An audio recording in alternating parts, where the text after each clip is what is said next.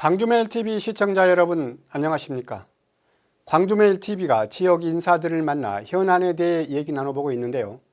오늘 이 시간에는 교육 전문가이시죠. 김홍식 전 광주 서부교육지원청 교육장님을 만나보겠습니다. 교육장님 안녕하세요. 안녕하십니까? 반갑습니다. 반갑습니다. 교육장님은 일선 학교에서 이제 학생들을 가르치셨고 또 교사, 교장과 또 서부교육지원청 교육장을 역임하셨는데 요즘은 어떻게 지내고 계십니까? 네, 지난 2월 말에 퇴임을 했는데 벌써 7개월이 지났네요. 마음은 아직도 현장에 있는 것 같은데 굉장히 세월이 빨리 가는 것 같습니다. 요즘은 그간 못 만났던 사람들도 만나고 또 미루었던 그런 원고도 좀 정리하면서 그리고 또 새로 맡은 어떤 사회적인 활동에서의 어떤 역할 좀 수행하느라고 좀 바쁘게 지내고 있습니다. 그 현장에 계실 때보다 더 바쁘시겠네요? 네, 그렇습니다. 예. 교육 현장에서 꽤 오래 계셨죠? 거의 정년을 하신 걸로 알고 있습니다. 얼마나 근무하셨나요? 광주 서석구에서 시작해가지고 정확히 36년 6개월 한 것 같습니다. 그래서 일선 학교와 교육청을 오가면서 이렇게 생활하다 보니까 벌써 그렇게 된 것 같습니다. 36년이면 사실 교육청에는 교사들이나 직원들이 일반 행정직에 비해서 좀 오래 근무하는 그런 경향이 있는데 36년이면 교육계에서도 적지 않은 그런 시간이죠. 네, 그렇습니다. 네, 일선 학교에서 이제 교사와 또 교장을 거쳐서 행정을 책임지는 서부교육지원청 교육장을 역임을 하셨는데 교육장님께서는 광주 교육의 현실 어떻게 진단하고 계십니까? 한마디로 그 과거의 실력 광주라고 하는 그런 명성이 좀 사라진 그런 점이 크게 아쉽고요. 그러다 보니까 학부모나 그 학생들의 어떤 학교 교육과 교사를 바라보는 그런 신뢰가 다소 떨어지지 않았는가 이런 생각이 들고요. 그리고 무엇보다도 그 학교와 교육을 중요하게 생각하면서도 학부모들이 스스로 그런 부족한 부분을 채우려고 하는 이런 측면이 강해진 것 같습니다. 한마디로 그 광주 교육에 대한 어떤 신뢰가 좀 낮아졌다고 봐야 될까요? 그리고 또 하나는 사립학교 비중이 굉장히 높은데 사립학교와 교육청 간의 그런 원활하지 못한 점이라든가 또 교사들의 어떤 교권이 좀 학생들 인권에 비해서 밀려있다라든가 이런 부분들이 큰 숙제로 남아 있습니다. 상대적으로 학생들의 어떤 인권이 강화되는 측면이 있다 보니까 그런 측면도 해석이 가능하겠네요. 예. 근데 사실 실력 광주 이건 굉장히 큰 의미가 있었잖아요. 근데 굉장히 그 부분 실력이 좀 떨어진 것에 대해서 안타까워하시는 분들이 굉장히 많더라고요. 그렇습니다.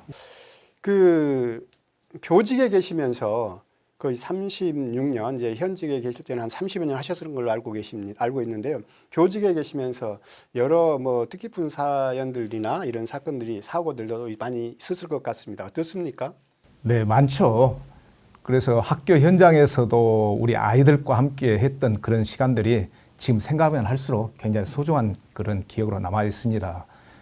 뭐 일일이 이렇게 거론하자면 참 많습니다만은 그런 인성교육이라든가 또는 그 아이들의 그 학습지도 측면에서도 그런 보람 있는 그런 일들이 많이 있었는데요.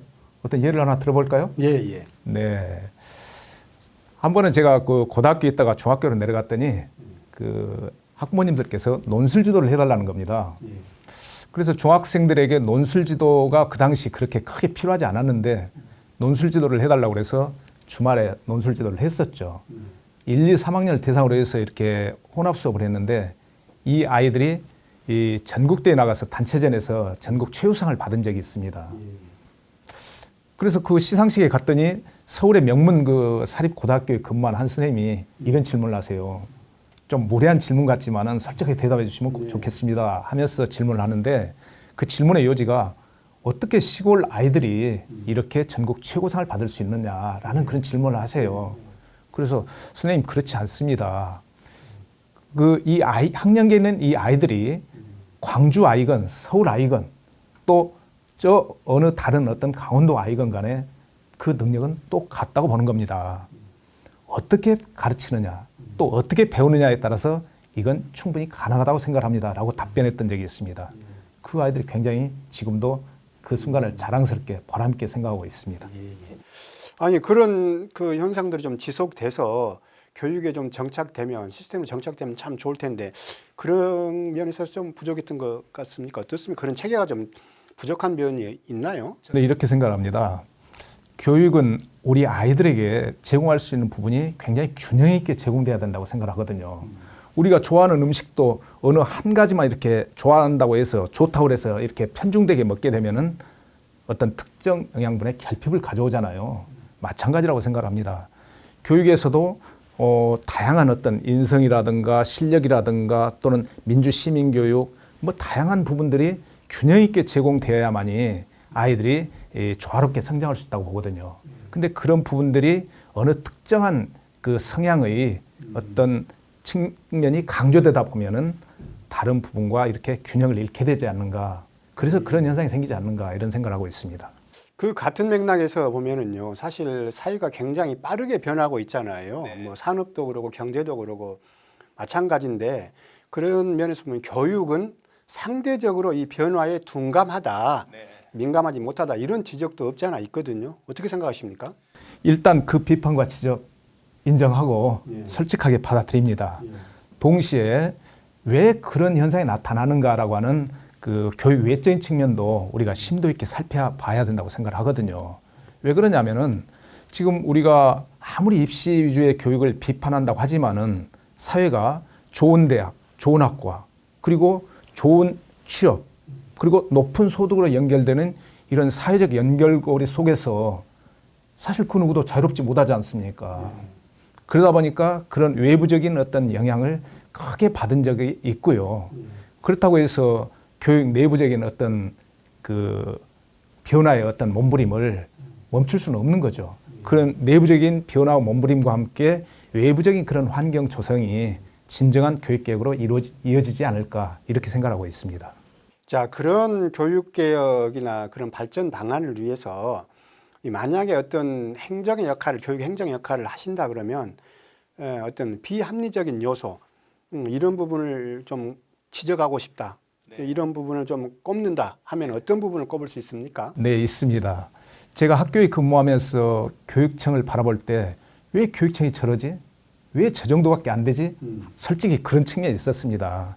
생각을 해보니까 교육청이 존재하는, 교육행정이 존재하는 이유가 학교 교육을 지원하고 우리 교실 수업을 지원하고 우리 학생들의 교육을 지원하는데 오롯이 집중해야 된다고 생각하거든요.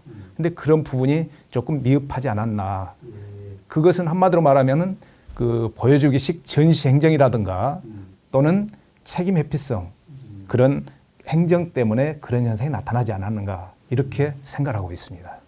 근데 전 그 서부교육지원청 교육장님의 어떤 커리어를 보니까 무등산 보호단체협의회 공동의장을 맡고 계시더라고요. 좀 이례적인데 어떤 환경에 대해 많이 관심을 갖게 된 계기가 있으셨는지 그리고 지금 어떤 활동을 환경에 관련돼서 어떤 활동을 하고 계시는지 궁금합니다. 네, 솔직히 오래전부터 환경운동을 하던 선배님의 목소리를 크게 듣지 못한 그런 그 부끄러움과 아쉬움이 있습니다.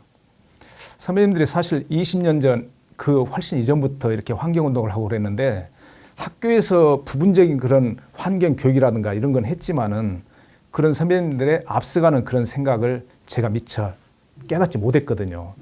근데 제가 뒤늦게 무등산 보호단체에서 운영하고 있는 환경대학을 알게 되면서 거기에 좀 더 깊이 관여하게 됐고요. 특히 요즘 같은 경우는 기후위기라든가 환경 문제가 굉장히 심각한 어떤 지구촌의 문제로 이렇게 대두되어 있지 않습니까? 그래서 이 환경이 교육과 연계되어서 우리 학생들의 어떤 생각을 바꾸고 어떤 커다란 어떤 실천 운동으로 이어진다면은 이게 굉장히 의미 있는 활동이 될 수 있겠다 해서 여기에 좀 더 깊이 관여하고 있고 지금 그런 무등산 보호단체 활동이라든가 또는 기후위기 그 타개를 위한 이런저런 활동에 지금 참여하고 있습니다. 저 궁금한데요. 우리 저 교육장님은 그 무등산 보호단체 협의회에 이제 그렇게 활동을 하고 계시는데 일선 학생들은 그런 기회가 많지 않을 것 같아요. 어떻습니까? 실제로 그렇지 않습니다. 제가 학교에서 근무할 때 이런 경우가 있었거든요. 사실 음식물 쓰레기 하나를 줄이는 것도 굉장히 큰 의미가 있는 활동이거든요. 그래서 아이들을 설득하고 아이들에게 이렇게 그 주문을 했더니 아이들이 놀라운 변화를 보여줬습니다. 예를 든다면은 점심시간에 먹는 잔반을 하나도 남기지 않는 거예요. 그래서 이런 것들이 전국 최초로 환경부에 보고가 되고 환경부에서 이런 사실을 보도자료를 이렇게 배포를 하니까 어떤 시민 한 분이 전화를 해왔습니다. 교장 선생님, 그게 진짜입니까? 그러니까 별 볼 일 없는 작은 일을 아마 부풀려서 너희들이 홍보하지 않았느냐라는 그런 뉘앙스가 풍겼어요. 그래서 직접 오셔가지고 확인해보고 싶다는 거예요. 그래서 오셔라고 했더니 와서 직접 저하고 같이 식사를 하고 난 뒤에 아이들이 잔반을 하나도 남기지 않는 그런 모습을 보면서 이건 기적입니다. 이 아이들이 세상을 바꿀 수 있겠네요. 어른들을 바꿀 수 있겠네요. 이런 얘기를 하더라고요. 그래서 이 아이들이 정말 우리 스님들과 또 가정에 돌아가서 부모님들을 설득하고 이렇게 합시다라고 얘기하는 모습을 보면서 정말 이런 환경교육은 아이들에게 굉장히 의미가 있고 중요하다 이런 생각을 하고 있습니다. 예, 예. 자, 마지막으로 우리 교육장님의 교육 철학 한 말씀 듣고 싶습니다. 네, 저는 교육은 인간을 가꾸는 종합 서비스다 이렇게 생각하고 있습니다. 학교는 또 우리 아이들의 삶을 주도적으로 이렇게 살아갈 수 있도록 그 힘을 키워주는 곳이다 이렇게 생각하고 있거든요. 그래서 앞으로 학교는 우리 아이들이 가장 잘할 수 있는 것을 가장 잘 할 수 있도록 지원하고 도와주고 조장하는 것 이것이 가장 중요한 거라고 보고 있거든요. 그러기 위해서는 학교가 가장 안전한 환경 속에서 우리 아이들이 서로 존중하고 배려하는 가운데 서로 이렇게 삶 의미를 배울 수 있도록 하는 것. 그리고 두 번째는 우리 아이들이 스스로 익히고 또 함께 배우고 나누면서 배움 중심의 어떤 교육 그리고 다양한 체험 활동을 통해서 자신의 어떤 진로를 이렇게 스스로 발견하고 개척하고 또 찾아가는 것 이런 것들이 우리 교육의 가장 주된 내용이 돼야 된다 이렇게 생각하고 있습니다. 네, 오늘 말씀 감사합니다. 네, 교육 전문가이시다 보니까 역시 남다른 철학과 또 소견이 있으신 것 같습니다.